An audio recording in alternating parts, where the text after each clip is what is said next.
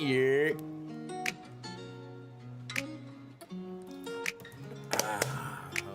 What's up, guys? Happy Saturday. It's kind of ridiculous. I don't use small bottles. I don't know. All right, so yeah, I was couch napping, and then I woke up. I was like, it feels later than 2. And I looked at my phone. The alarm was going off, but it wasn't making noise. I don't know. I don't know. So that's what happened. So we got a 20-minute late start, but it's okay. Couple games about to tee off. One game already going. We're gonna focus on the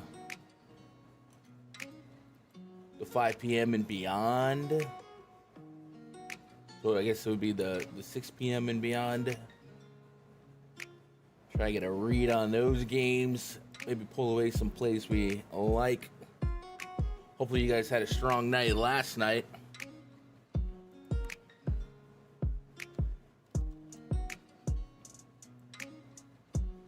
Pull up some weather. Let's get this over here, y'all. What's up, Cujo? What up, Andy?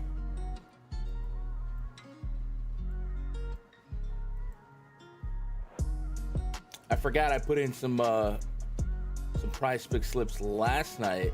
I was odd shopping. Found some that I like. So I guess in the background, we'll be looking for George Springer to accumulate fantasy points. But it looks like the value I got on Carlos Correa and Willie Castro is crazy. It's crazy. Anyway, we're gonna go game by game here from the 605 and beyond and work on some pitcher projections and just kind of analyze the matchups.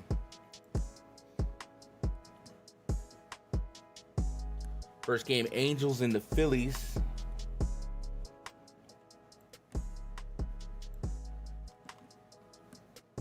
Lineups are out: Zach Neto, Nolan Schanuel, Mike Trout, Taylor Ward, Joe Adele, Moncada, Travis d'Arnaud, Lamont Wade, Luis Rengifo. No green light that lineup. Run total still at 4.6.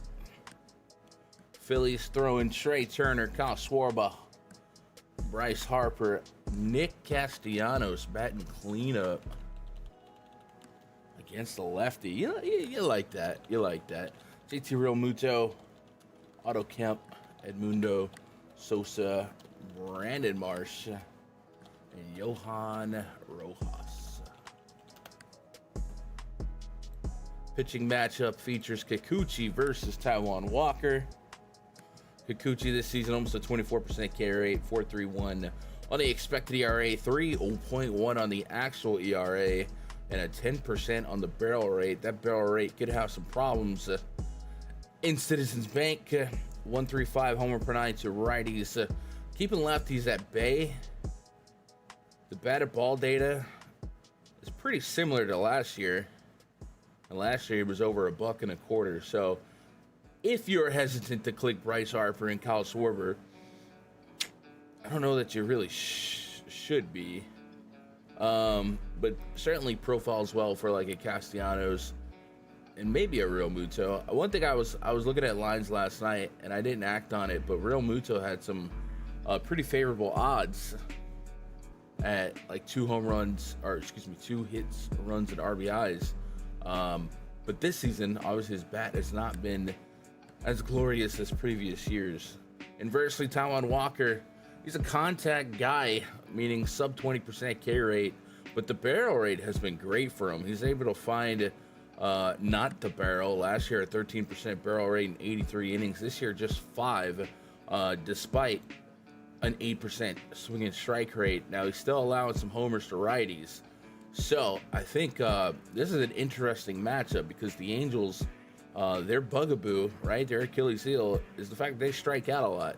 So if you put them against a contact pitcher, particularly one that's not necessarily like a super low contact, super ground ball, right? He still has a 42% ground ball rate, but this could be a unique spot for the Angels to put up some runs. A lot of 200 ISOs in this lineup to neutralize, or that are able to neutralize their 1-4 plus K rate. So got to be somewhat interested in the Angels here.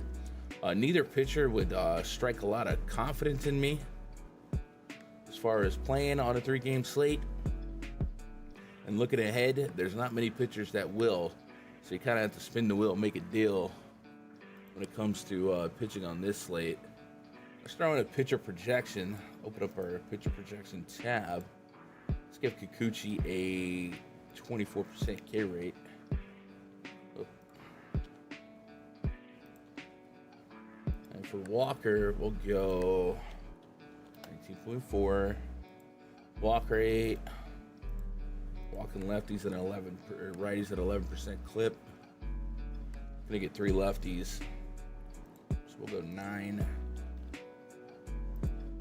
Walker is walking lefties at a pretty high clip. 4 lefties in this lineup, so I think we'll pay back the same 9. And let's go find some out projections. What's up, Lorenzo? What up, Michael? Thanks for the show. Hey, man. I finally made a schedule, at least for the next week. So you should expect me back on Monday, Tuesday, and then Friday, Saturday. And that might be an every week thing. So 4 days a week. Wednesday is kind of like all day. Thursday was only 5 games. I guess it's not impossible to do a Thursday stream, but it doesn't feel like we need it.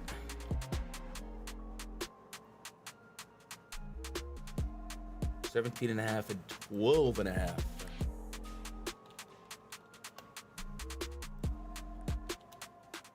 Slate for pitching is ugly. Yeah, especially that early slate. I tend to not play those early slates, especially for DFS, unless I absolutely love something.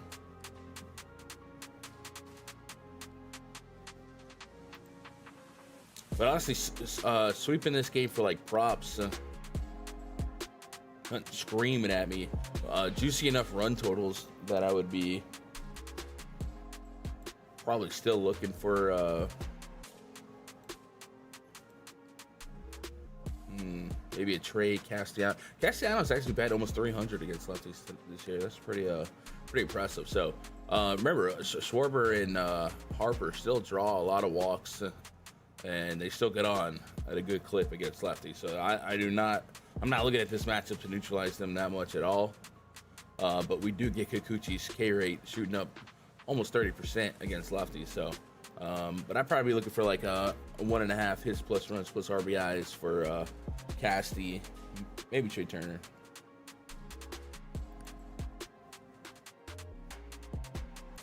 What up, Cadelza? Well, it's Saturday. Hopefully, the only thing. So as long as we still get these late slates on Saturday, which is not always guaranteed. Sometimes the weekends give us day stuff. Hopefully I'll be back. I do know like there's a bigger hole in the weekends for baseball content, and I can get in where I fit in. I don't fit in a lot of chairs, let me tell you.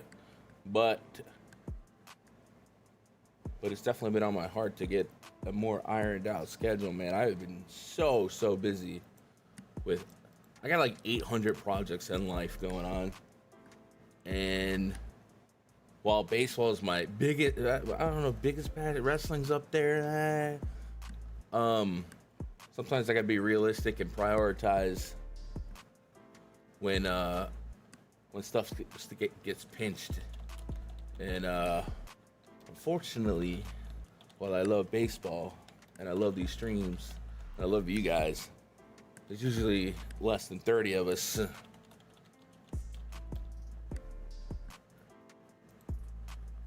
So sometimes I gotta prioritize the bigger, you know what I mean? Yeah, y'all get what I'm saying.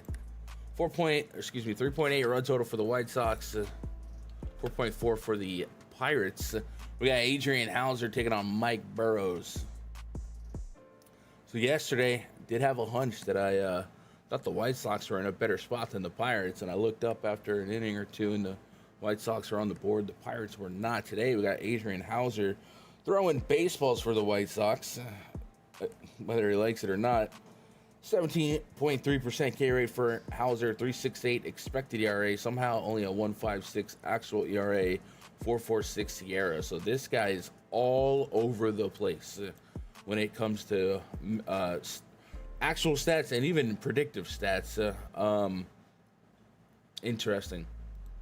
Mike Burrows, 23% K rate, 1.46 whip, 4.54 on the expected ERA. He is allowing a lot of homers so far in 41 innings pitched, and that's even more so incredible considering PNC Park is their home park. So again, White Sox, Pirates, two teams that play uninspiring baseball, not a lot of oomph in their bats, but I am a bad hitting beats bad pitching kind of guy, and Burrows has been pitching bad.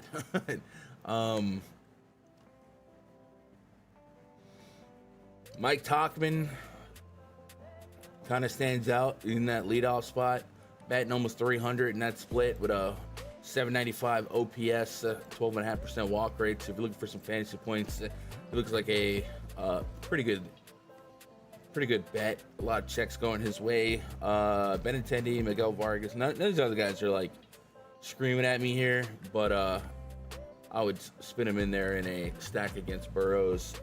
Obviously, inversely, Adrian Hauser, he looks a little bit more welcoming to opposing lefties than righties.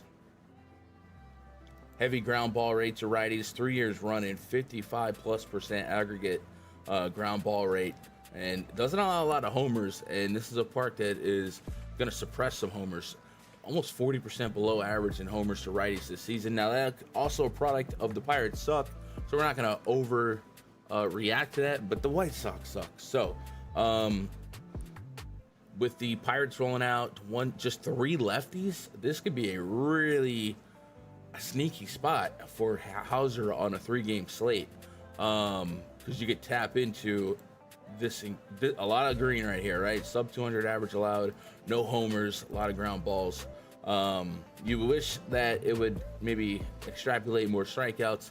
It doesn't, but on this slate, you just kind of have to take what you can get. So I actually would be interested in Hauser this slate, and much like yesterday, Pirates are favorited, and I kind of like the spot for the White Sox more. It's not necessarily that I like the White Sox. Like yesterday, they had lefty, right? Bailey Falter. Look how much green they get against lefties. And they had a different lineup, but the WRC pluses shoot up in the right spots, and the ISOs get a little bit different. That's not really the case here today, but there's enough scrap and enough badness in Burrows splits against lefties that I still think the good outweighs the bad for the White Sox in this spot. So I would be more intrigued by the White Sox, but I definitely would be more intrigued by Adrian Hauser. Let's put a pitcher projection in here. 17.3%. Burrows, 23. F plus 30. I mean, unfortunately, I do have to say F to 30. I don't know. Right? Sometimes money talks. And this is a passion project. A little bit of revenue, not a lot. Like, not a lot. Maybe 100 a week. Let's go. But even on on days where we don't stream, we are still doing spreadsheets, maintaining that. So it's not like I'm not supporting it. I just don't have the time to hit the live switch. Let's go with the 17.5, 14.5. Yeah, so far it looks like Hauser might be the pitching play on this early slate. All right, last game on this early slate. We do got lineups. Let me double check the weather here for Mr. Roth. Cluster of showers and storms around the area during first pitch, gradually clearing. They'll play, but I'm not certain what exactly that will take yet. Well, that makes you feel good. Lineup for the Padres: Tatis, Arise, Machado, Gavin, Xander, Merrill, Iglesias, Cronenworth, Martin, Maldonado. Chad, I think I'm gonna order some Ghost Thoughts. You got me.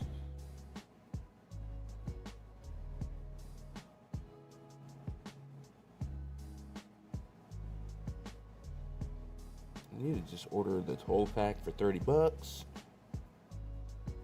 but I want something here fast. Pronto. It says 10 minutes. I don't know about that.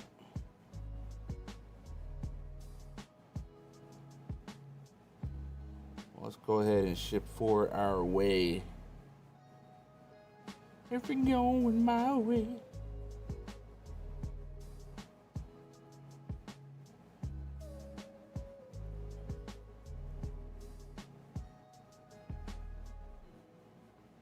Wait, what?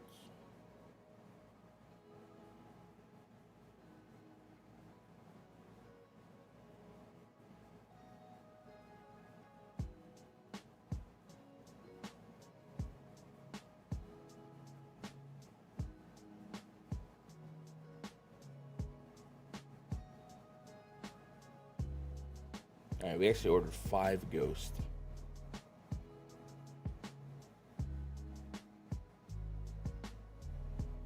Which is kind of ridiculous.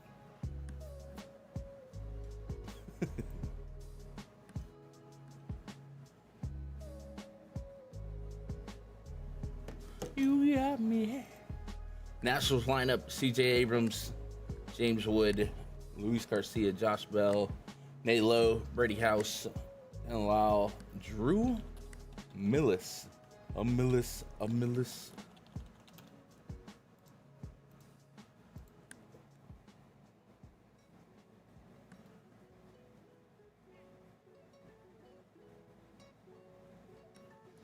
Got a 5-run total for the Padres, 4.2 for the Nationals.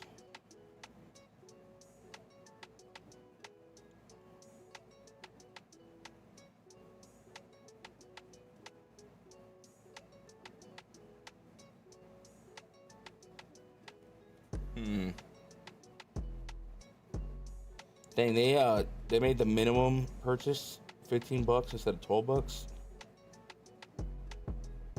About to buy a dumb amount of Ghost right now to get it here without that extra fee. Whatever. It's not like I'm not gonna drink them all, but just like not today, you know.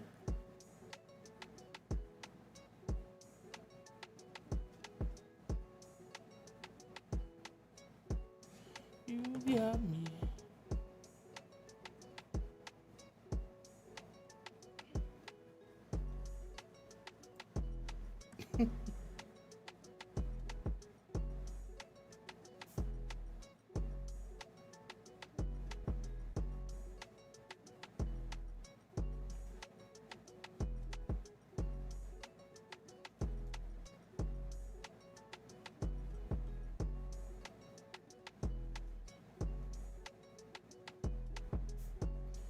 Sorry, chat. All right, now we're good. Yu Darvish, 17.5% carry rate this season in 8.1 innings. We do expect it to go up, but lack of sample size is what it is. It's got to build back out.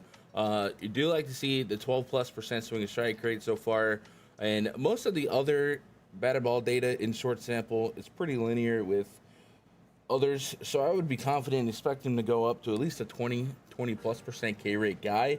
However, the matchup is not like an extreme K rate spot, right? Just an aggregate 18.7% K rate for the Nationals. So I'm gonna give him that 20. But, you know, we don't expect the world. We also may not expect him to pitch that deep. We've got him at 15.5 out, so, What up, Chevy? And then Mitchell Parker is a name that I spelled incorrectly. Nice. 14.7% carrier for him. 142 on the whip, 5.57 on the expected ERA.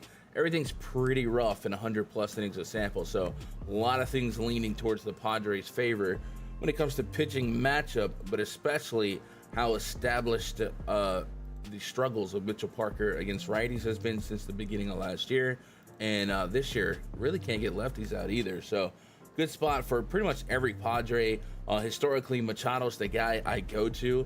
And something we've noted from the beginning of last year, maybe even the year before, the Padres are like inexplicably not crazy great against lefties.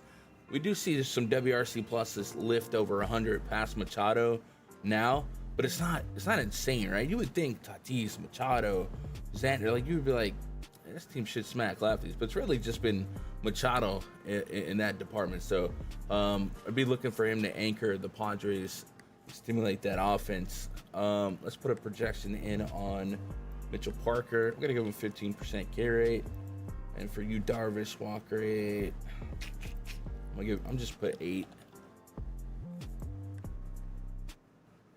Kind of taking a little bit of last year, a little bit of historical numbers there.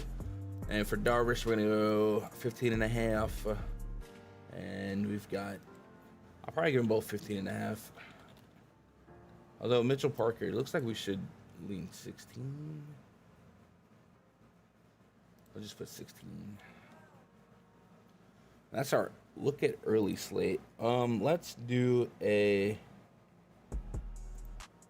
pitcher projection tab for that slate.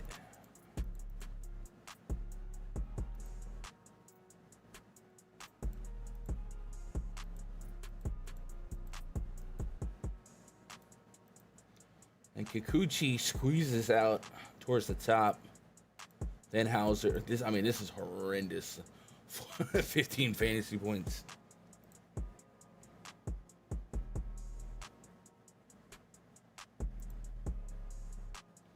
And then let's put a stack rating tab out.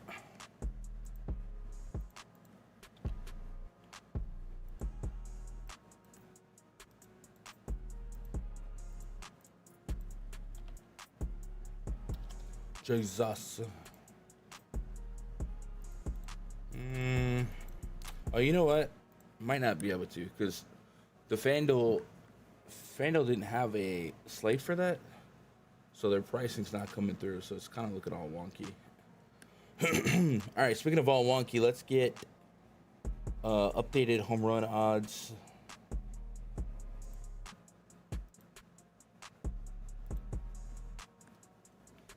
Into the chat, into the spreadsheet.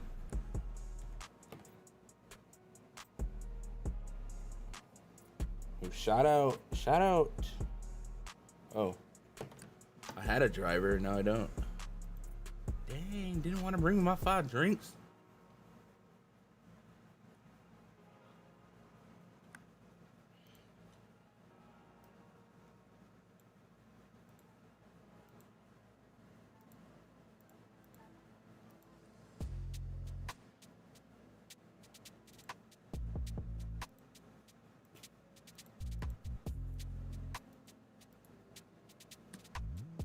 Y'all let me know if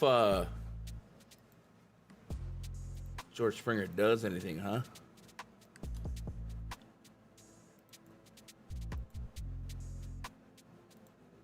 That's what we'll be sweating. I'm gonna need earlier streams next week so I can watch darts. I'm like losing my voice. I guess the only thing that will happen during this stream is Springer. Need something for Springer Dinger.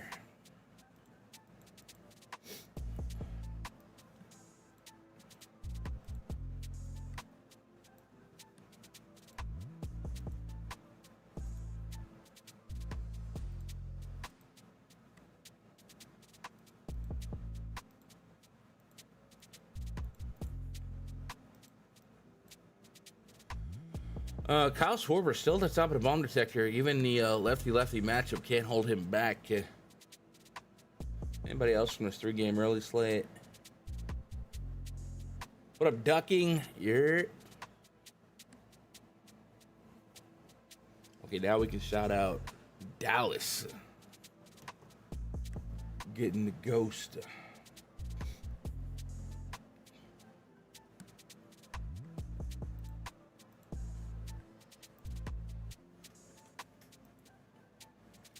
I don't know anything about darts.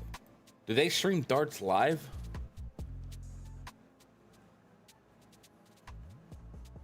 Little darts watch party. Let's go. All right, let's move on to the main slate here. Rays lineup is confirmed. Got Chandler Simpson, Brandon Lau, Yandy Diaz, Jonathan Aranda, Junior Caminero, Josh Lowe, Jake Mangum, Hassan Kim, and Matt Tice as projected. What we saw yesterday, we'll look today.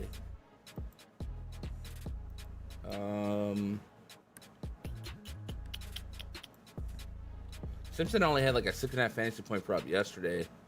They do not offer one today. Matter of fact, you gotta really create your own. I think I noticed last night they seem to be a little bit more stingy with dropping the fantasy point props over on PrizePicks.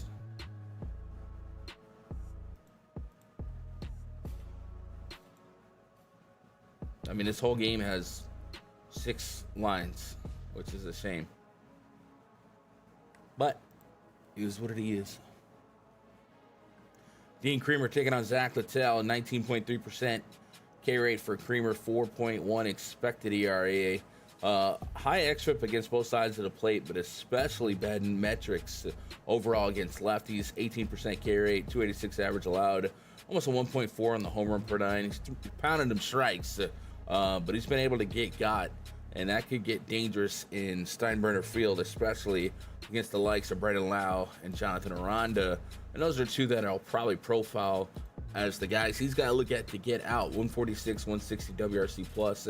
And then we've got a lane of 120 plus in the WRC pluses. And then Jake Mangum is down there with random high WRC plus. So, yeah, 1 through 5 is the heart and soul. And with Simpson in the leadoff spot, you know, if he gets on a walk, a hit by pitch, essentially is a double, but he's been hitting for a decent average in this split as well. So, good spot for this 1 through 5 race stack. And then inversely, Zach Littell, 17.3% K rate, pretty even keeled to both sides of the plate. A lot of power allowed to both sides of the plate, no matter what the park.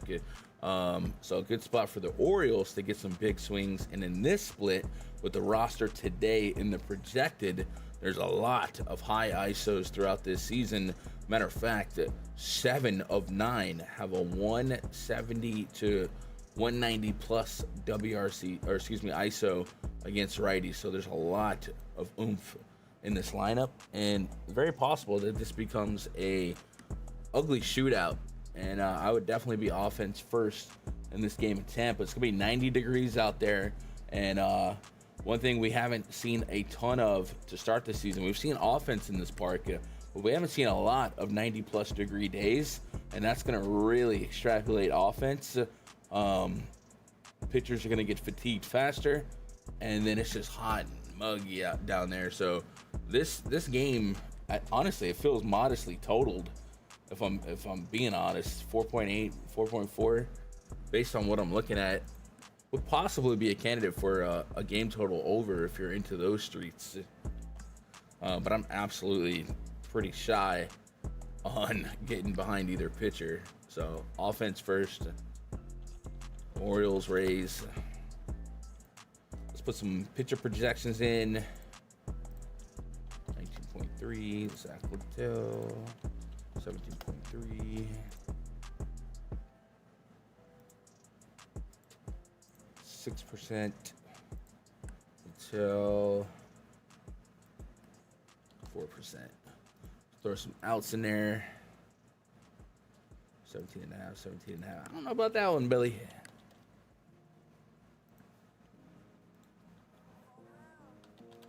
I'll give him the lowest I can give him for quality start, offering Hampson to 5-hole. I think they had moved him down earlier this before the All-Star break.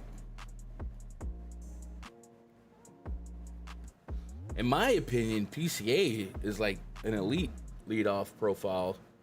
You put that guy's skill set in front of Kyle Tucker and Seiya Suzuki, that should be your dude. But he's also good enough to hit people in, so I don't know. Unless he is leading off, and I'm just...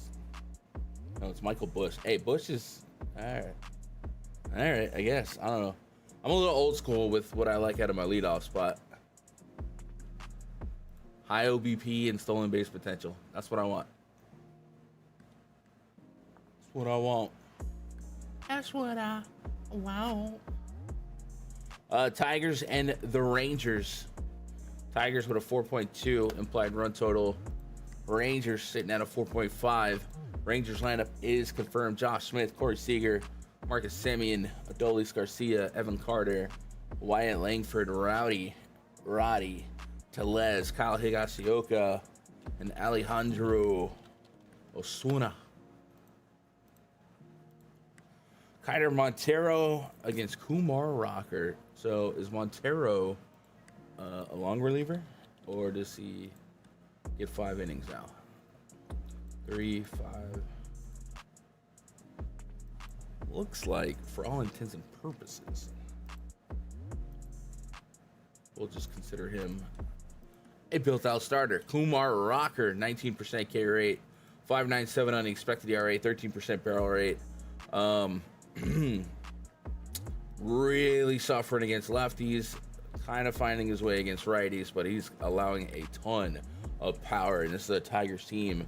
You look at Riley Green, you look at Spencer Torkelson, Colt Keith. There's a lot of high ISOs in the meat of this lineup. So another game that feels modestly priced as far as run totals, with pitchers that seem like they're gettable.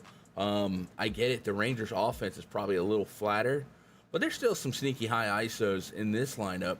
I kind of prefer the Tiger side, but because it plays a little flatter. But yeah, I don't know. I kind of am offense first in this game before I'm that intrigued by pitching. So let's go do a pitching projection for this one. Montero, let's give him a 16.3. 19.3 for Rocker. Let's go 8%, y'all.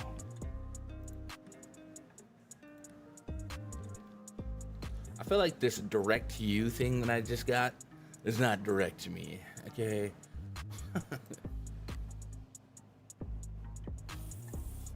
Arriving by 4 minutes. Yeah, it doesn't look like we've got, oh, here we do. 15 and a half, 14 and a half. So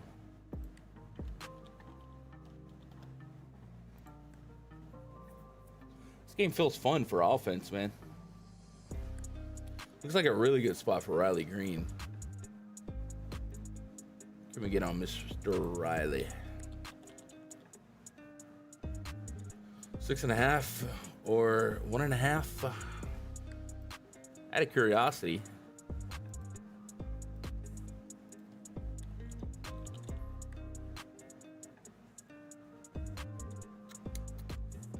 It's not crazy.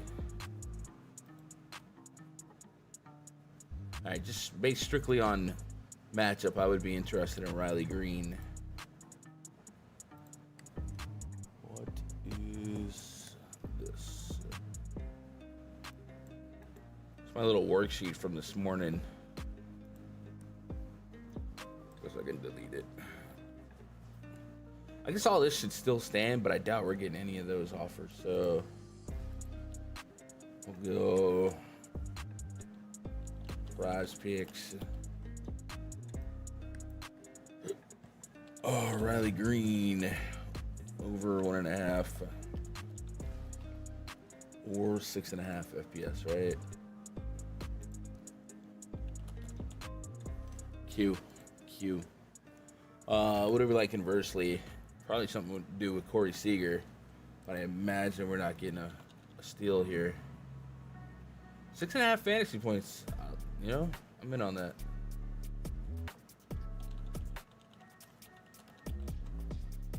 I'm there.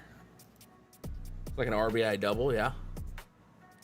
How high does he fall on the bomb detector? Why is the bomb detector hidden? What happened there?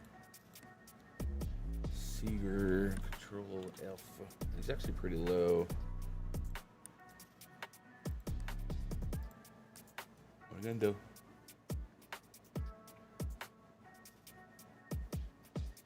Yeah, Michael Bush is kind of been crazy for them. I have a friend at he doesn't know me from this. He knows me from gaming. And a lot of my gaming friends, when they hear that I'm in baseball or that I like baseball, they like don't understand that I like, you know what I mean? So they'll start saying the most, I don't know, typical stuff. Yeah, it's like, yeah, man, we got Colin Ray, and they'll just be like so happy and proud. And I never try to be that guy that corrects them, so I think it's beautiful. But it's like when the Yankees were playing the Cubs before the All-Star break, he was like messaging me every day, like these updates, and it was just so freaking cute. But it made me think of how happy I am for fans like that to have a good team this year. And Michael Bush has just been a pretty good revelation.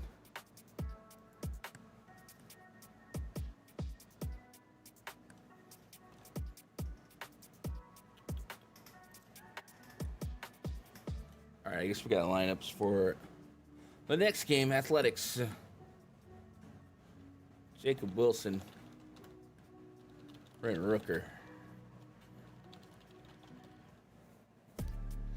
Brent Rooker in a 2 spot. Is that normal? Shea Langoliers. All right, chat. Give me 1 second. My orders here. Y'all want this?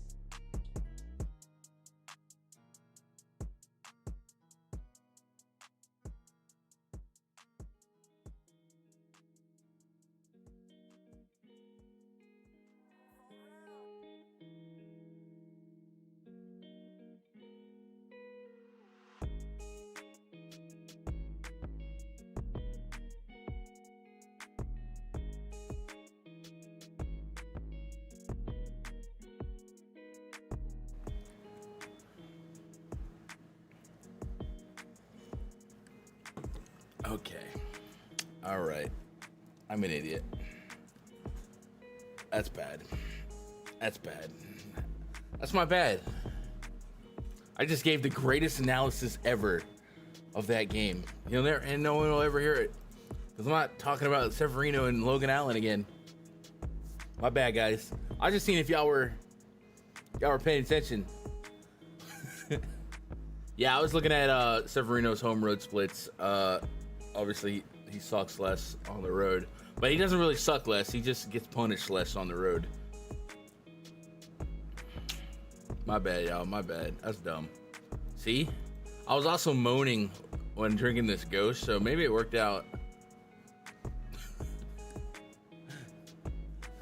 Need a John Boy to just lip read my analysis.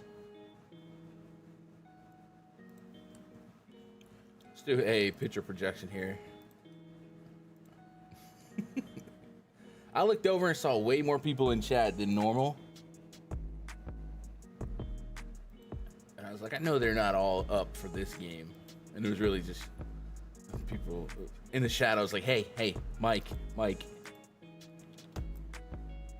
That's a good way to farm engagement, I guess. I should keep that in mind. I'll just mute my mic every now and then so who's listening. Nah, my bad. I appreciate you guys letting me know, though. Because I would not have known. Like, if you guys were all in on it and didn't say nothing, I would have just did another hour and a half of talking to myself. So I appreciate you guys not letting me do that. It would have been epic, though. I have absolutely done that in the past when I've had to pre-record content. I've absolutely done that in the past. And I do that on my Twitch streams all the time when I leave to go get a drink. 16 and a half.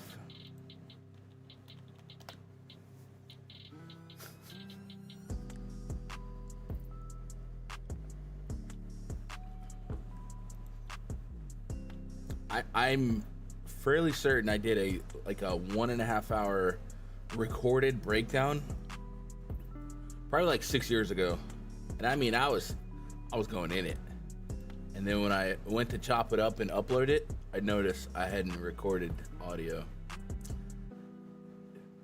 You just don't feel worse. And I think the thing is about that is if you have ever done content creation or you know other content creators that have been around, I feel like everyone's done that too.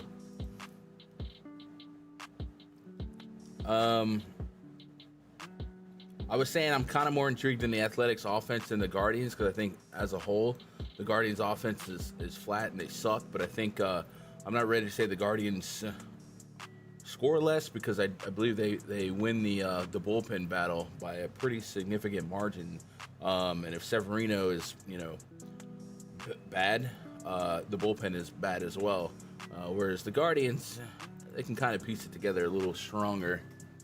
So I'll let Vegas lead the way on totals and who should win, but you guys are seeing this 1 through 5 of the Athletics looks pretty doggone solid, and we're starting to see the power of Nick Kurtz. Both sides of the plate start to flourish, and I think that's something we saw in the minors as well. So let's go with that. Let's get it going.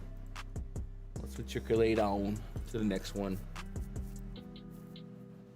So finally, the Yankees and the Braves played. I was expecting them to play yesterday, but I guess the game got canceled. I don't know. Matt Olson, Ronald Acuna, Drake Baldwin, Sean Murphy, Ozzie Albies, Nacho, Michael Harris, Nick Allen. Everybody kept telling me about a throw that Acuna made yesterday, and I was like, I don't even remember them playing today. What happened? I don't think that's a thing.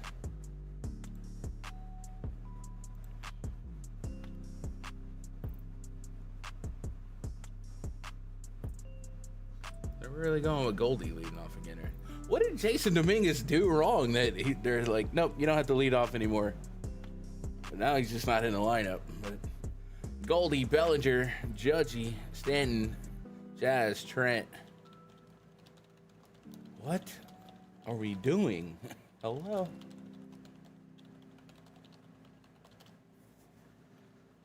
Giancarlo.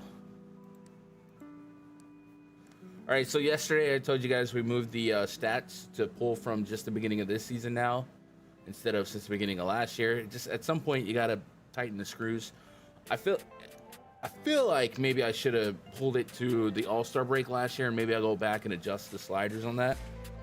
But it's something I've done every year.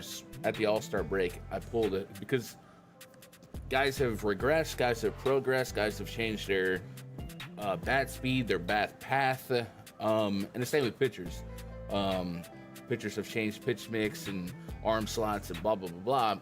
So I think sample size is kind of like the baseball. No one agrees on how much sample size is the right amount, how much is too much, how much is not enough. Just what we done is pull it from the beginning of this year now. But some players like Giancarlo Stanton, who have recently just come back, now suffer from lack of sample size. So you kind of have to play it by what we know. And we know historically Giancarlo Stanton smacks lefties, and he gets a lefty today, and this is a lefty that has struggled against righties. So if you are using the spreadsheet to help you out in your research today, understand that Giancarlo Stanton should profile as an incredible option and power bat, especially coming off an extra day off yesterday in this split.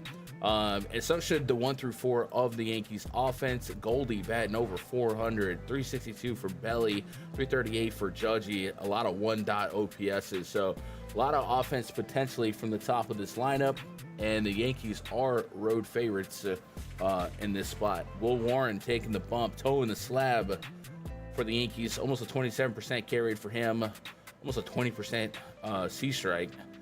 Barrel rates close to 9%. Don't love that. 4 expected ERA. He is a pretty aggressive split guy. Lefties, not so good. Righties, elite. To his dismay, a lot of lefties in this lineup for the Braves and only 4 righties. So more lefties than righties. Don't love that for him. Maybe that keeps him a little bit more of an average range of outcome as far as upside, but offensively it's pretty good for Matt Olson and Drake Baldwin to take advantage of that. And then Acuna, despite these elite righty splits, Acuna's Acuna, right? We'll play him against anybody. So looks like a fun game to attack for offense. So we'll go Yankees Braves in our interest. What up, Terry? JD's getting out. Yeah, right? Like, what is Jason doing? That's what I was just talking a minute ago about what I like in my leadoff guy. A switch hitter with a high OBP? What? That's like, give me that. Give me Beltran Jr., god dang it. I get it. Goldie's batting 400 in that split, but man. Springer single. All right, I need 6 fantasy points, so I need that to turn into something. All right, let's do a pitcher projection here. 26.7. Wentzy, 19.5. Will Warren, walk rate, I'll give him meet in the middle, probably about 9.5 against that lineup. And Joey Wentz, 12%. Yeah, Booney's kind of, I don't know. There's always a lot of hate against Aaron Boone's decision making, but I feel like in 2025, a lot of decision making is by the offense, or excuse me, by the office. But I don't know with Boone, man. Sometimes you gotta pick a side. You can't be the guy that argues balls and strikes and gets ejected more than any other manager, and then turn around and be Cool Hand Luke when Jorbit Vivas is making some boneheaded play, especially Volpe. I'm running out of Volpe excuses, man. Let's go 12%. We did 12%. Let's do some outs. 15.5. So we gotta come up with an out projection for Joey Wentz.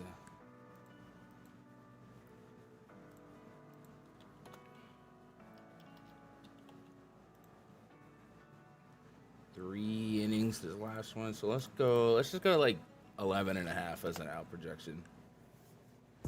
How you feel about White Sox pitchers today? Actually, on that slate, I thought Adrian Hauser might be the best or the worst. Now, in the projection, Kikuchi came out on top for me, but I mean, understand all these numbers suck. But Hauser actually is very interesting to me on that slate because of his splits. I'm a split guy. There it is, White Sox. So, not that he strikes out righties more, but he holds them at bay more, right? His ground ball rate against righties, 50% ground ball rate, not walking righties, under a 200 average allowed so far this season, and his overall barrel rate's pretty down, and the Pirates threw out just 3 lefties. So we could really key into that. So it's not like I think these are upside stats. I think this is a stat line that doesn't get punished on a slate with 6 tough clicks, right? So I think he would be one of the guys I target the most on that slate. But I'm not playing that slate. Not even if there's a fire.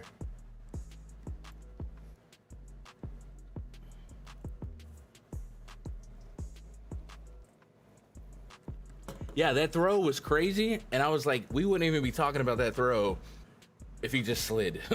Like, I hate that. But I also feel like that's got to be the third base coach. But I saw an angle. It looked like the third base coach was hidden behind the umpire when he finally said slide. But I don't think anyone expected that throw. So he never thought about sliding. But god dang, bro.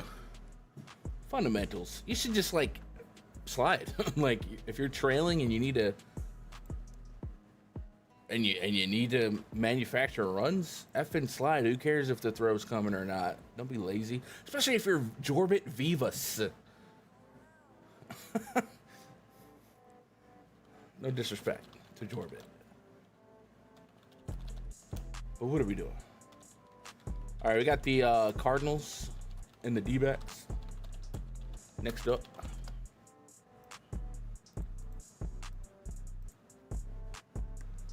So yesterday, Ketel Marte was put on the restricted list. This guy's having a rough go of it. You guys remember a couple weeks ago, he was crying on the field. And the story is that the fan said something about his mama, and his mom was murdered, I think. His mom's passed away. Rest in peace. And then during the All-Star break, apparently his house got burglarized, and he asked for some time off. So Ketel Marte was not in the lineup yesterday, and he's not in the lineup today. And that sucks, but Jesus, he's going through it. 4.5 run total for the Cardinals, 4.2 for the D-backs. Sonny Gray taking on Ryan Nelson, like a rhinestone cowboy. Pretty stark difference in pricing on Fanduel to DraftKings. Sonny Gray's just been pretty good this year, 27.3% K rate. Overall, the D-backs, not a team I target a lot for strikeouts, a 20.4% aggregate K rate, but the lineup is enough, bleeding enough. Like Corbin Carroll this season, 27% K rate. Eugenio Suarez, he'll strike out. And then you get some youngsters here, and with Blaze Alexander and Adrian Del Castillo, this is actually the baseline, meaning there's not enough sample size, so the spreadsheet just gives them 22% K rate, 6.5% walk rate, which means they're babies, which means they could strike out more. A lot of youngsters, when they come to the majors, they strike out more than they did in the minors, but just kind of like looking at it in the minors for the youngster. Batted .333, he had 26 Ks in 90 at bats, so that's close to 20%. It's actually probably like an 18% K rate, but quick math. But I expect that to sit closer to the 22 output because of the major league transition, and then also it's Sonny freaking Gray. The same story goes with Blaze Alexander. So,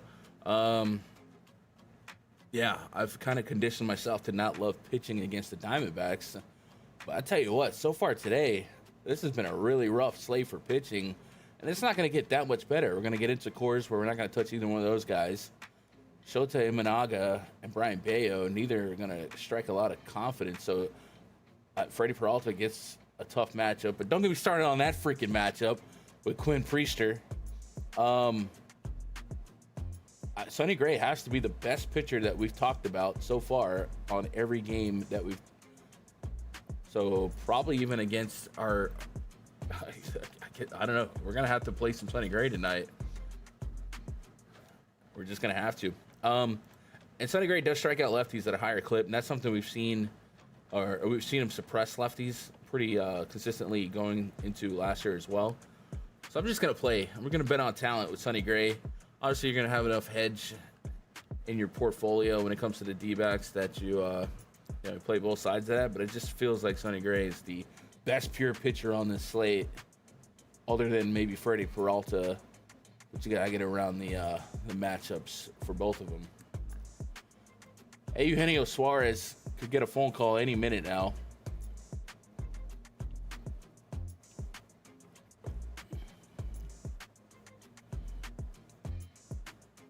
Yeah, only thing is that Burrows isn't on the main slate, right?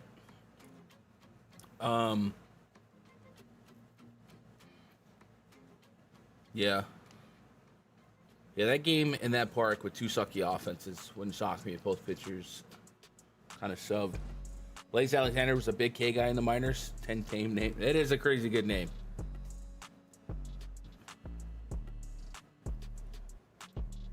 Like if he's not number one base stealer in the minors, then did I have the run totals? Yeah, the run totals right. All right, let's put a pitcher projection in here for Gray. Let's go 27.3. Yo, Terry, I ironed out my schedule for the next couple weeks. I'm doing Monday, Tuesday, Friday, Saturday. So, and the tentative slot is 3 p.m. Eastern, 2 p.m. Central. So if any of those you want to collab, the only thing is on all those are like big slates. So we would probably still be talking about it on Thursday. I didn't put something in for Thursdays. Thursday was like a 5-game slate. That could be a sleeper slate to jibber jabber on. 20.6. Am I slipping on Ryan Nelson? Right. I don't know. Cardinals, another one of those teams I don't tend to run the pitch against. Sub 20% aggregate K rate. Pretty bunched up on where the strikeouts are coming from. Yeah, I don't know. Let's go walks 4.5. Ryan 8. Out projection for Sonny Gray 17.5. Ryan Nelson 17.5. Dude, it's crazy to see Ryan Nelson have that many outs projected when he was just like an opener. Let me give Gray 4, Ryan 3. And I guess ironically, pitching's coming from that game. We talked about it yesterday. I don't expect that roof to open ever again until either next season or the postseason. It's 105 degrees out there in Arizona, so yeah. I guess Ryan Nelson has to be in the blender. Almost 18, especially on DraftKings. He's getting a pretty decent discount. You're not chasing strikeouts with him, but you're just chasing a little length here, a meager enough run total. There's not really any crazy run totals other than Coors, and I guess we're getting into the Cubs.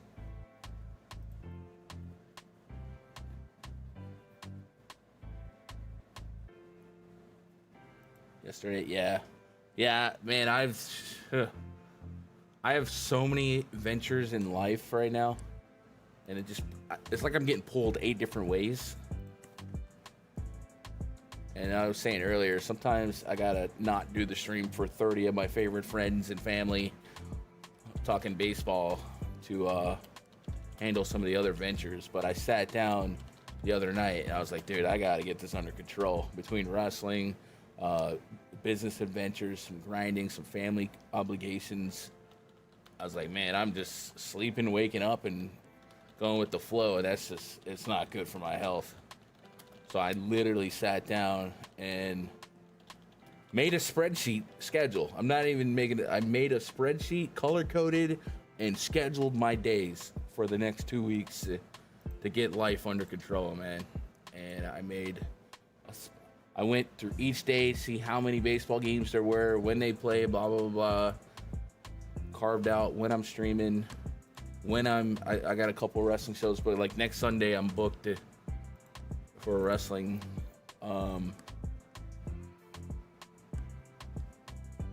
Ian had 5-hole, stuff like that. So I have not been as consistent as I wanted to be, but we also have to prioritize.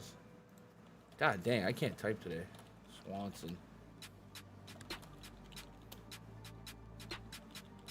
Oh, also like my Twitch, my other content creation, Fortnite stuff, dude. Like yesterday I posted a video that has 20,000 views. Like, so that's kind of like a part that I don't talk a lot about on this platform. So I just do too much. I do too much and it caught up with me. Red Sox taking on the Cubs. I'm pretty intrigued with this game. I had some overnight stuff sitting for this game, actually. We had Romy Gonzalez and Alex Bregman. I believe I had 1.5 hits plus runs plus RBIs for both. Yeah, 1.5. And this is something we got out of line shopping last night. I wonder if it's still like that. Romy. Yeah, Romy's moved all the way up. No, he's still there at minus 130. I still think that's solid though. And then minus 135 for Bregman. So if you run a max PrizePicks card, each leg is essentially worth minus 118. So yesterday I was accumulating a bunch of guys that were priced at minus 140 and then also minus 130s just to get an little extra value.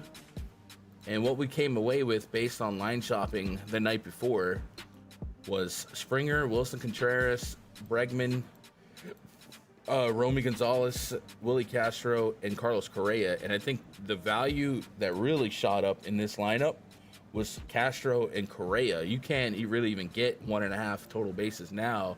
Matter of fact, I think I saw the flat line offered was 3. So it is worth shopping the night before. And typically we've seen the fantasy points offered, but that was not the case today. Oh no, the bases actually went down. Maybe I'm getting hosed. Maybe I'm getting hosed. Minus 130. All right, bases went down a little bit. But we'll still take the line value we got last night. We'll go back to pitcher props. And I like this game for a little bit of offense. Brian Bayo, 18% carry rate on the season, over $1.25 on the whip, sub 20% carry rate to both sides of the plate. Ground ball is pretty doggone elite, and he's keeping guys in the park for the most part, especially lefties the last 2 years to this year. Now, the batted ball data is not extremely different year over year, so maybe there's a little bit of luck or unluckiness from last year to this year. But he did go up 4% on the ground ball rate, but the hard contact's about the same, the barrel rate's about the same, and the Cubs are pretty good. So with the 5-run total, 1 through 4 makes a lot of sense against Bayo, and there's not much in the bottom half here. I still, think Hap's bat is fine, and also Hap has a 12.5% walk rate this year against righties, and Ryan Bayo, I guess he gets a little bit more wild against lefties, and Hap will be batting lefty. So, yeah, maybe a chance to get some free bases for those guys. So if you're interested in maybe like a PCA or a Hap, and you're trying to take their props, I would definitely take PCA's fantasy prop if you were line shopping, because PCA is a base stealing threat. 6.5 feels pretty doggone light for a guy that could draw a walk. And he doesn't really draw walks, but he could, based on 11% walk rate from Bayo. And then we know we can swipe some bags. And then we know he's in a pretty decent RBI spot with these 3 OPSs in front of him. So That's where I would land on the Cubs. Inversely, Imanaga, contact pitcher, 18.2% K rate, 4.78 Sierra, 3.81 expected ERA. Actual ERA outperforming those metrics, but it's kind of all over the road. We talked about this yesterday. Some of the advanced metrics based on the pitcher's profile will be a little different, and we got that with the Sierra and expected ERA, almost a full point difference, and he doesn't give up a high average, but does allow some homers to righties. Romy Gonzalez, I put Rob Refsnyder twice, or Romy twice, didn't I? Romy Gonzalez and Alex Bregman are obviously the two guys I'm most intrigued with. Rob Refsnyder is leading off, and we have seen Refsnyder platoon in this spot. There's been times I've played him to lead off against a lefty, and he only gets 2 at-bats, and then he gets subbed out. And I believe the rule on, I don't know what the rule on PrizePicks is. I think it is 2 at-bats that they gotta. But if you play Rob Refsnyder for DFS, understand you may not be invested in 4 to 5 at-bats, but you might get it. Look at these plate appearances, 4, 5. And then a lot of switching out with the DH spot. So you are carrying that risk if you are getting to Rob Refsnyder, but leadoff spot.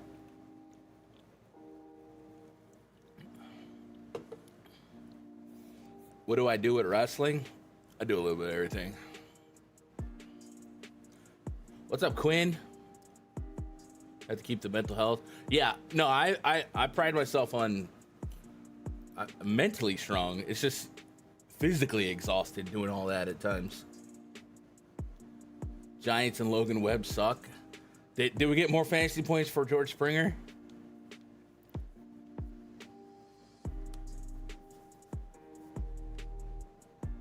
Yeah, Ryan's interesting. Rhinestone Cowboy. Kind of, man, I feel like I'm forced to click. Nah, I'm not clicking Bayo. Maybe, I don't know. Let's put Bayo's projection in here. Let's go with 18% K rate. Everyone but Springer's getting Webb. Nice. That's what we love. That's what I felt like it got me yesterday with Addison Barger. No, Bo Bichette, bro. Barger would have had bases juiced if Bo Bichette didn't ground to a double play. Freaking A, man. I think Bo Bichette got into 2 double plays. I could be lying about that, but he certainly was tilting me to no end yesterday. Just erasing the bases for Addison Barger.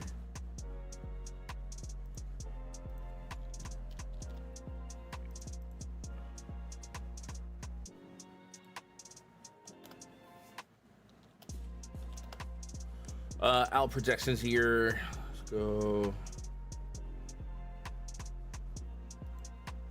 Remember when Bo Bichette had that like Linsanity breakout, and the Blue Jays look like the 2nd generation goats. Who else did they have? They had somebody else. It's Bo Bichette, Vladdy. I think he ended up on the Royals.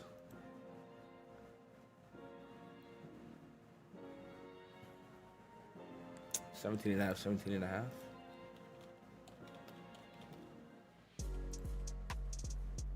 Bichette lined into 1 today, dude. He's going through it, bro. All right. I guess I'm gonna go Cubs, then Red Sox, and I'm gonna leave that alone. All right, Coursefield. We're not gonna split the atom here. The Twins have a 7.1 implied run total. Rockies 5.2. Simeon Woods is this a opener long reliever thing? What's going on here? Zebby Matthews.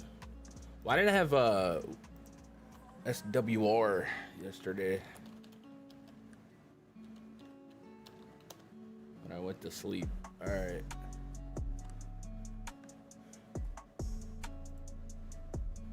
They just had Matt Chapman and Teoscar at one point. Dude, there was somebody else. I want to say it's gonna tickle my brain right now. There was another junior on that team from I want to say it wasn't Bagwell. It was I don't know. He ended up sucking. I feel like he went to the Royals. I feel like his dad was on the old Astros, the Killer Bees.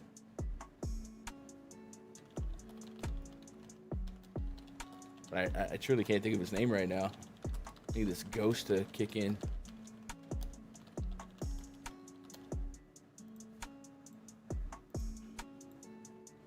Mickey Moniak, Hunter Goodman, Jordan Beck. Someone's got to go get Hunter Goodman out of there for this All-Star, or excuse me, for this trade deadline.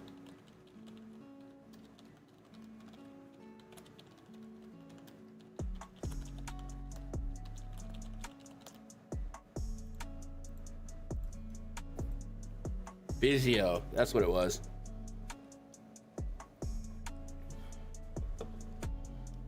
What's up, Jenna? Should do a trade deadline show to discuss the moves. Man, baseball trade deadline usually gets boring. It's not like the NBA where that last hour it gets hilarious, like insane. I wouldn't mind it, but I don't know that it would be. I don't know. Can you help me? I have a pick between a Gray and Chi-Town pitcher. But you have to pick between Sonny Gray and Adrian Hauser. Don. Come on, bro.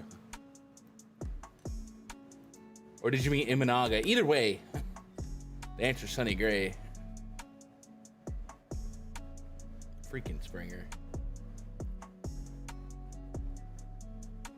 Is that the question, Don? Imanaga or Sonny Gray?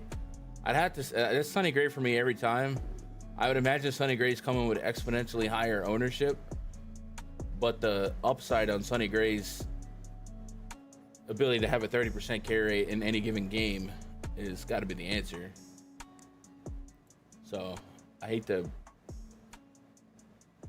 didn't mean to bury you like that, but that's just kind of like a crazy 1v1 when you think about the pitcher talent. Twins, Rockies, we're interested in the offenses, obviously. Never, ever in your life should you play Antonio Senzatella. There's my analysis. Zebby Matthews, what's going on here? 30% carry rate this year, both sides of the plate. Is he clickable in cores on a pretty shallow pool for pitching? What's going on here? Let's see. Zebby.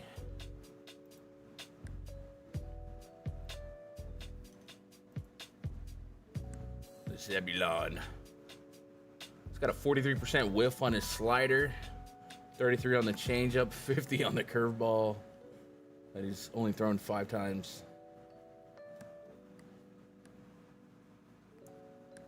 I'm gonna be real. I don't think he's off limits on this slate. What's up, Rico? 7,400 against this 27% aggregate K rate. Yeah. Haven't been getting noties. It happens. I don't know when the last time you were here, but every now and then when a channel gets stagnant, it gets buried in the algo, and you just got to come back and. Yeah, I don't know. He hasn't pitched since June 4th, so there is probably a limitation. Should we get an out projection for him? We don't. So he might not even get through 5 innings. But maybe you can go attack his first inning props or something like that. I don't know. Is that offered?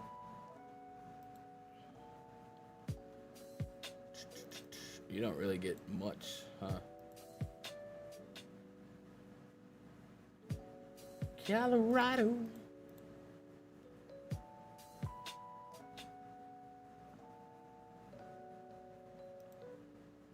Dude, you can't, they don't give you strikeout props for cores. They give you pitches thrown, which Senzatella's at 17 and Zebby's at 15.5. But it'd been fun to attack that game for strikeouts in the first inning or something for Zebby. but you don't get it.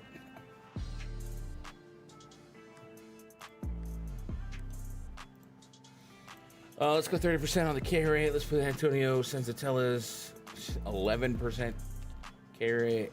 Let's go Zebby walk rate at 9.5.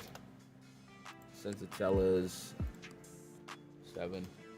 Made a rehab on the 13th. 4, struck out 9. So he might be able to go 5 then.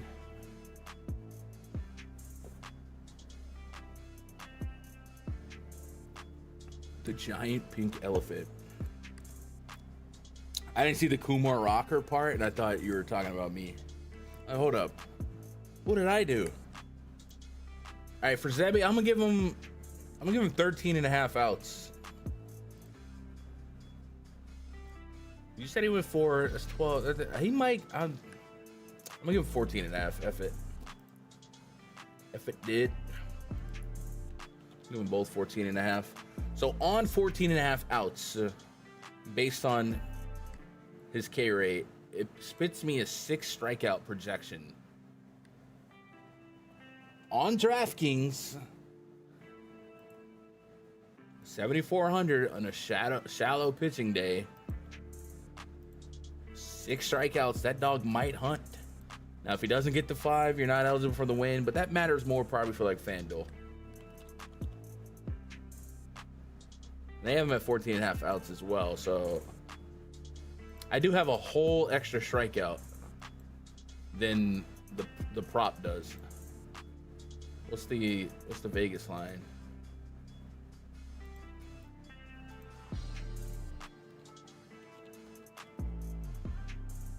It's actually plus money to go 6. And juice to go under, so I guess I got moved down. I don't think I want to stamp the over on that because we don't know how many innings he's going, but yeah. 56 pitches. Okay, so then we'd probably be lucky to get 70. So yeah, I think that's fair. We'll just leave it alone. Just right now, Mike, I was joking. I know.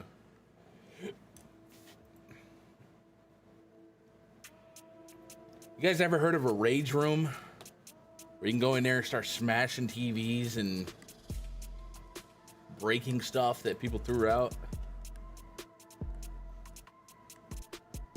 Imagine stacking the 6.2 run Dodgers against Quinn Priester, and he has 10 strikeouts. I feel like I would charge more. That's what we got yesterday. So you just know Freddie Peralta and his 26% K rate is going to come in here and get shelled, right? Dodgers throwing Emmett Sheehan. And let's make sure that that's all him. 4, 5, yeah. Freddie Peralta, 26% K rate on the season, 3.3 expected ERA. Pretty solid against both sides of the plate as far as strikeouts to an extent.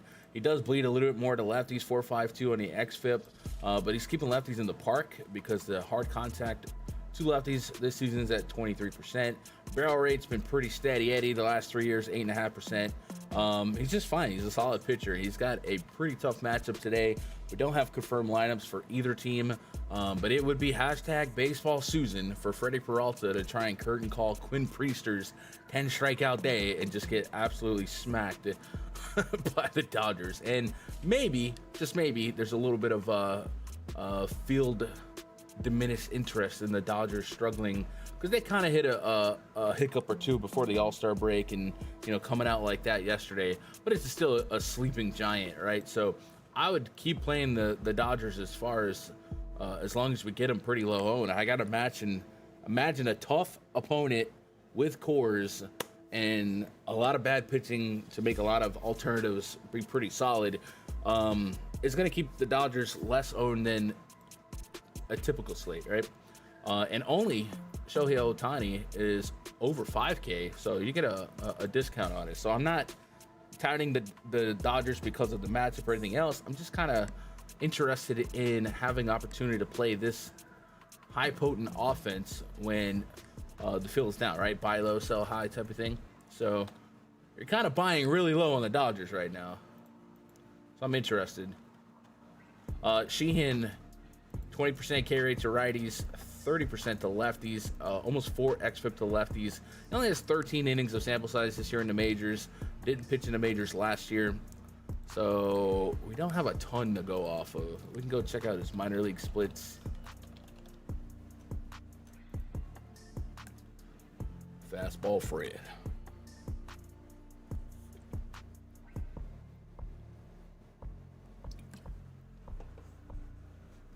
Yeah. Luckily, my team didn't play yesterday. So, 30 Ks against righties, 19.2 innings, 19 and 13. Sheehan is a strikeout guy, sub 1 whip to both sides of the plate. Higher, okay, so fly ball pitcher to lefties, ground ball pitcher to righties. Is that what we've seen in the majors? Not really. Let's go to last year's. We don't have a last year. What's up with Sheehan? Was he a Tommy John guy or was he out of the country last year?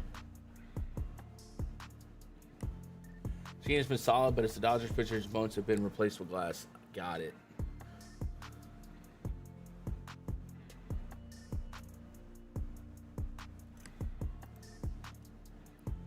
Not like we get a ton of implied strikeouts in this Brewers lineup. There's a little lane here of 22 plus if that is how it plays out.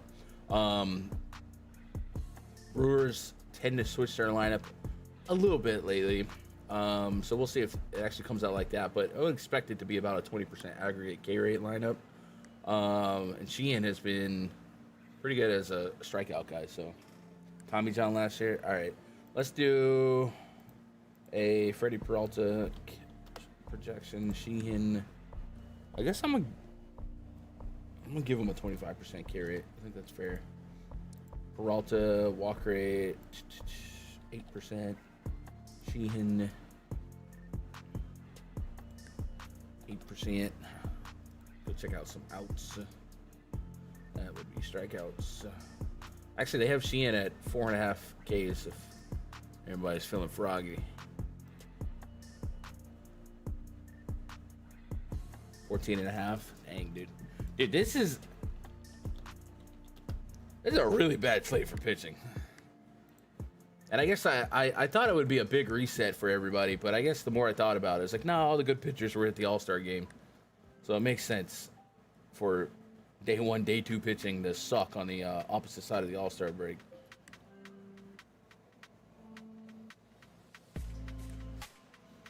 Yeah, not expecting a ton. All right, last game on the docket. Astros taking on the Mariners. Lance McCullers Jr. taking on Logan Evans. McCullers has been limping through after a couple of decent games. I don't say a couple, maybe one game where he just went crazy, right?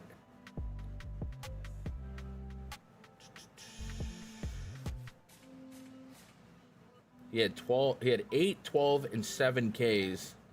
And then the wheels seem like they have fallen off with 4, 8, 5 earned runs in 3 of his last 4 games. Ironically, not against the Dodgers. Sorry, Jake. What's going on there? Where he won 18-1. All right. Stupid. That's stupid. That's dumb. I don't know what to make of that. I think what I remember from Lance McCullers, it's kind of crazy to touch it, but McCullers said his best friend was Jose Fernandez, and when he passed, he sat up in his gaming chair. It's like, man, that was a long time ago. 7%. Let's get the out projection here.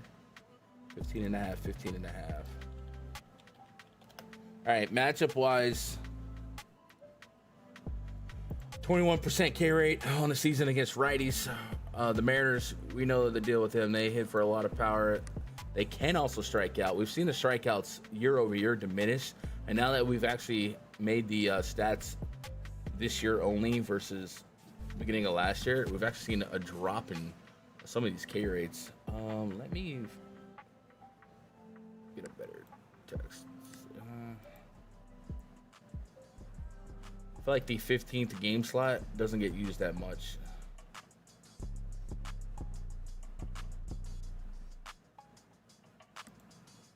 Nope. That's not the right. There it is.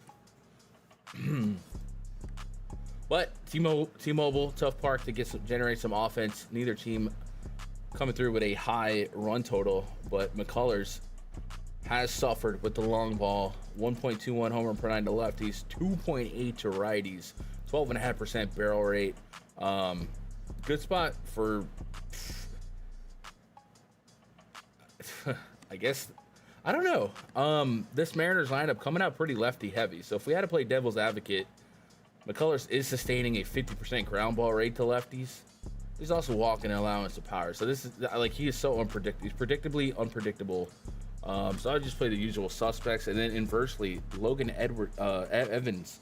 We know he's going to face likely a lot of righties. Looking at his righty splits, 182 home run per 9, 26% line drive rate, and almost a 10% barrel rate. Just not missing bats, generally speaking. So Isaac Paredes might be able to get into his 200 plus ISO. Taylor Trammell. Didn't Taylor Trammell used to play for the Mariners? Or am I making that up? This game's ugly, but there's like 5 homers hidden in here, right? God, this is some tough pitching. The Savant page for Lance, I gotta see it.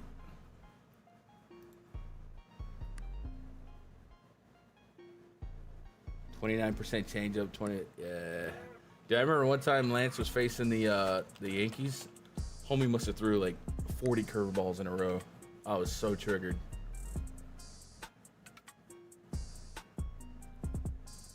Yikes. Yikes. So he definitely has full implosion potential. So I think we would always have to honor a Mariner stack in that scenario. And if your break ain't breaking, it's hanging. And that's a dangerous thing to do against the Mariners team.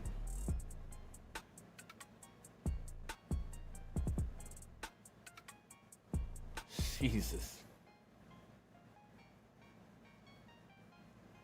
That's crazy. All right, let's dress up our projections for the main slate.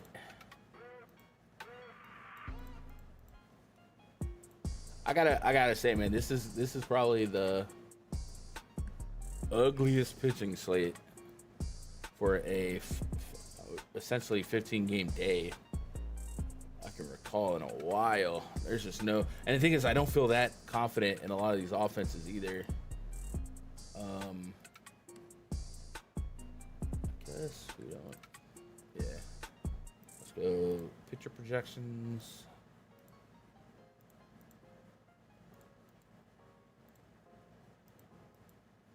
Sonny Gray comes in on top. Imanaga's up there. I honestly didn't expect Imanaga to be number 2 in the projections. That's how rough it is, huh? Strikes out lefties. Getting 3 lefties. Doesn't give up a ton of hits. Does give up some power. Zach Littell, Freddie Peralta. God dang. Yeah, I kind of want to throw a blanket over Nelson and Gray and see what happens. This is, I mean, Zebby Matthews and his 14.5 outs comes in the top 6. This is rough. So this slate could be wide open.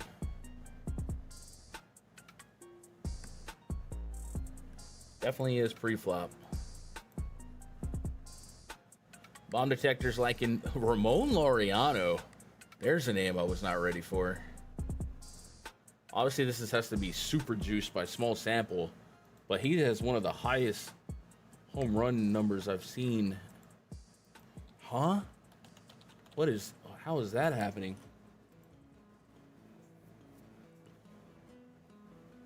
He's just gonna throw awful fastballs. Laureano has 9 homers against righties this year. 12 doubles. What's that batted ball data? 40% fly ball, 46% pull, 40% hard cut.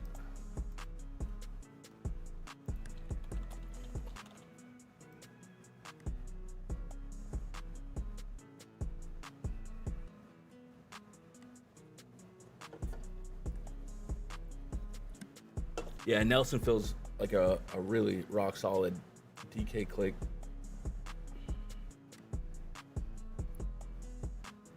Here's a 25% pull error rate.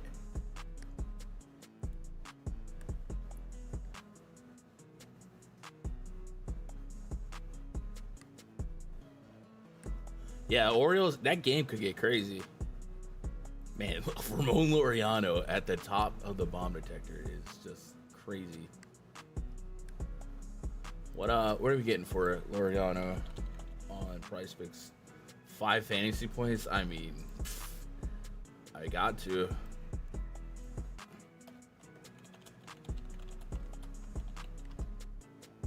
You like Colton Cowser? Yeah, I was saying earlier, this is, I don't know that they've had a 90+ degree game out there yet. I feel like they might have. But this game is hot. 2 pitchers with some home run problems, but especially Zach Littell. The Orioles could have 5 homers.